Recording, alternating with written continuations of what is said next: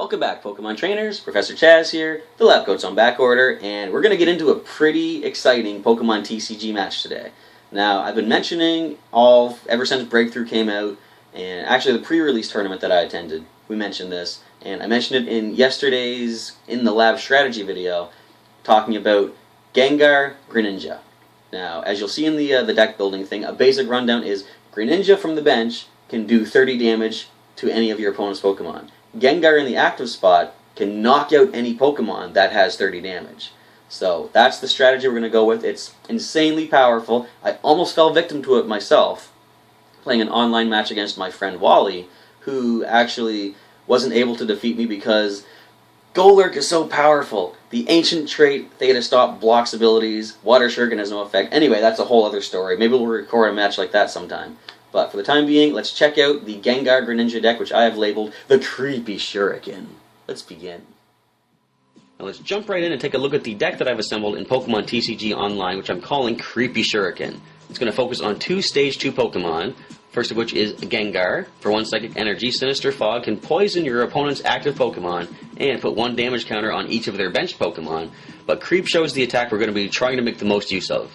If your opponent's active Pokemon has 3 or more damage counters on it, that Pokemon is knocked out. Simply put, it's just going to get a KO on that Pokemon. I'm going to combine the Creep Show with the Water Shuriken ability of Greninja.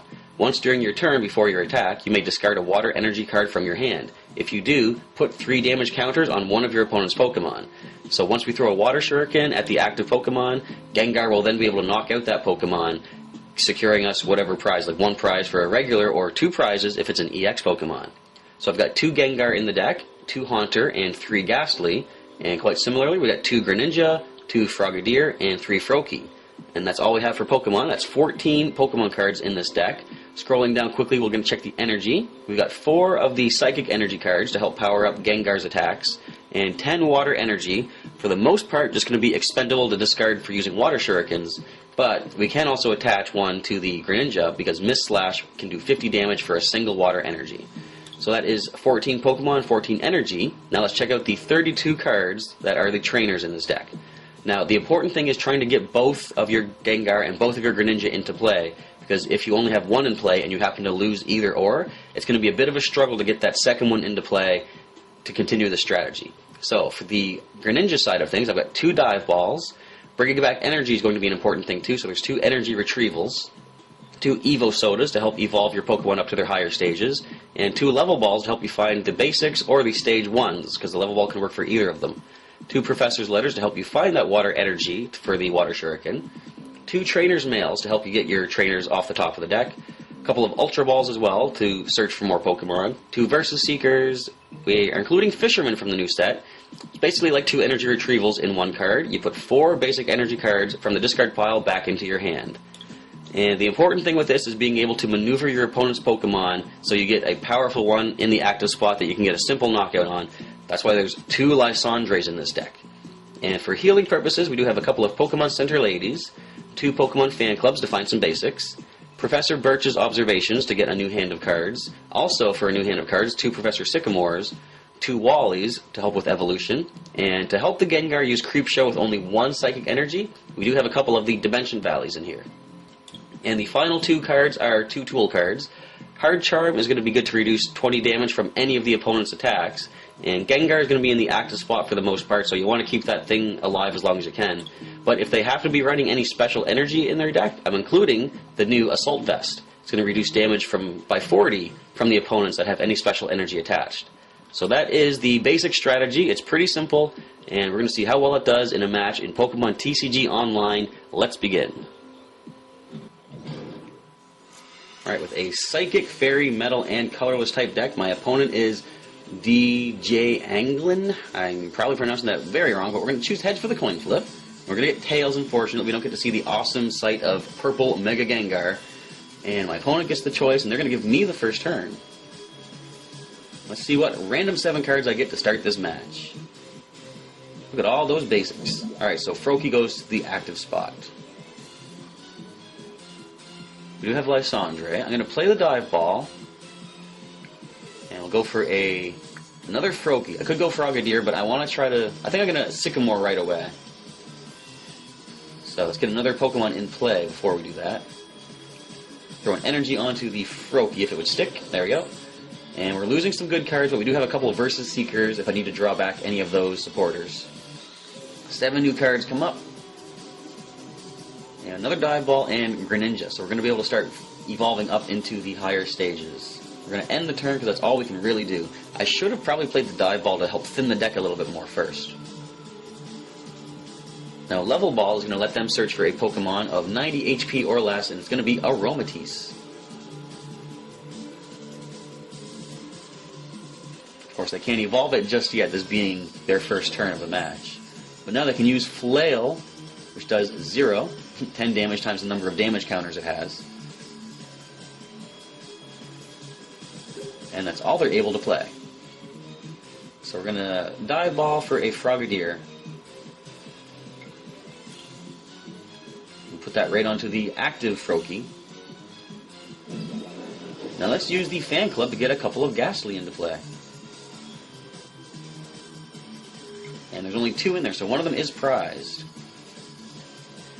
So I'll put 1 to the bench. I can use 1 as discard fodder for an Ultra Ball.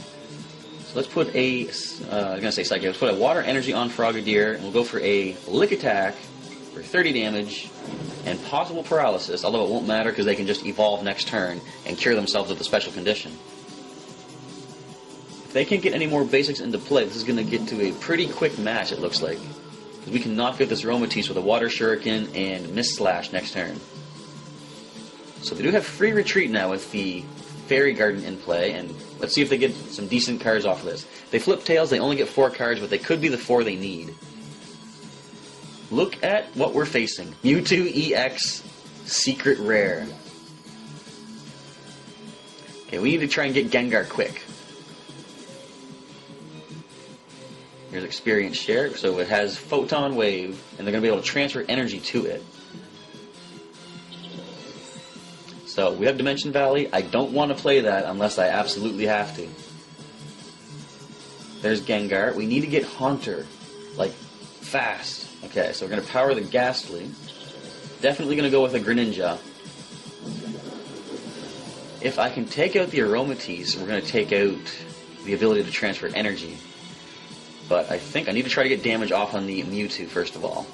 So we're going to Water Shuriken.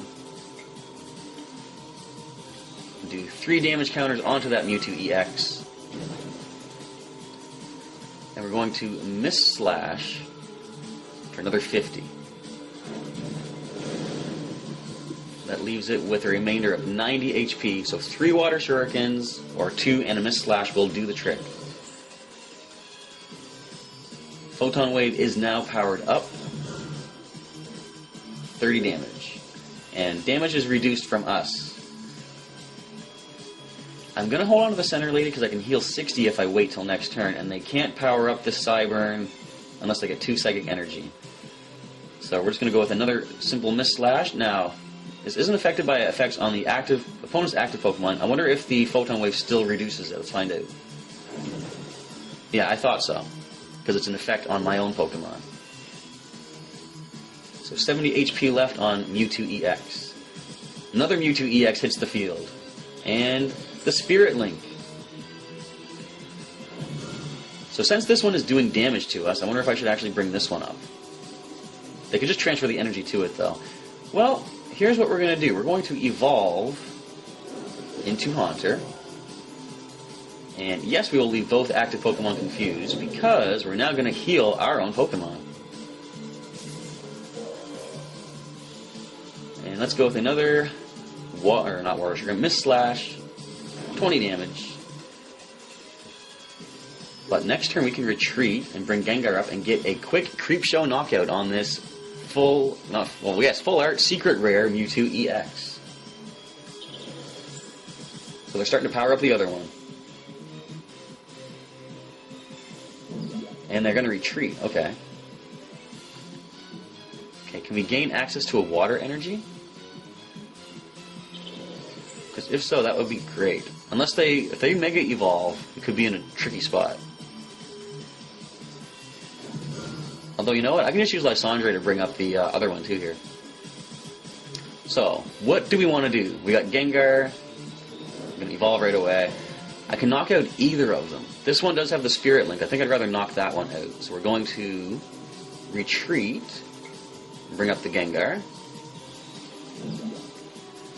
And it's a bit of a risky play, but we're going to Water Shuriken, Water Energy, and do 3 on this Mewtwo-EX. And now we're going to play that Dimension Valley, allowing us to use the Creep Show attack, getting an instant knockout on Mewtwo-EX. 2 prizes for that knockout. Alright, so the other Mewtwo-EX comes up. I can Creep Show that as well. It is able to use Photon Wave at this point, thanks to the Dimension Valley that I myself played.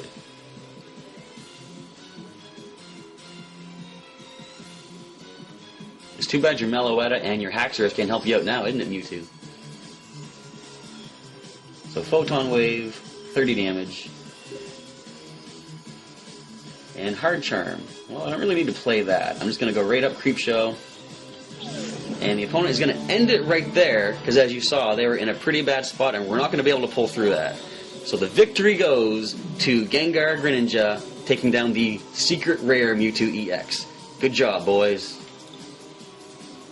And so there you see the possibly overpowered power of the Gengar Greninja combo. Water Shuriken, 3 damage counters, Creep Show, anything with 3 damage counters. You can knock out anything you want. I've noticed a common trend seems to be the moment you do that against somebody's fully powered Pokemon EX, after you've used Lysandre to bring them to the active spot, they tend to quit the match, either out of frustration or simply because they understand that they can do, I could do that to any one of their Pokemon at any point as long as both of my Pokemon stay, non-knocked out.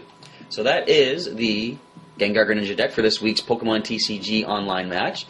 If you see any other cards from the Breakthrough expansion, and I mentioned a bunch of them in yesterday's In the Lab strategy video, any of those that you want to see me form a deck around, leave a comment down below. Let me know which card you want to see, and I'll see what I can do to get my hands on it and put a deck together in the online game to show off for next week's video. Alright, I want to say thank you for checking out this video. Hopefully it's given you some inspiration to possibly attempt Gengar Greninja combo for yourself. And if so, let me know how your matches go. Again, just drop a comment down below. Look forward to hearing from you. Alright, thank you again for checking out this video, and I'll catch you next time.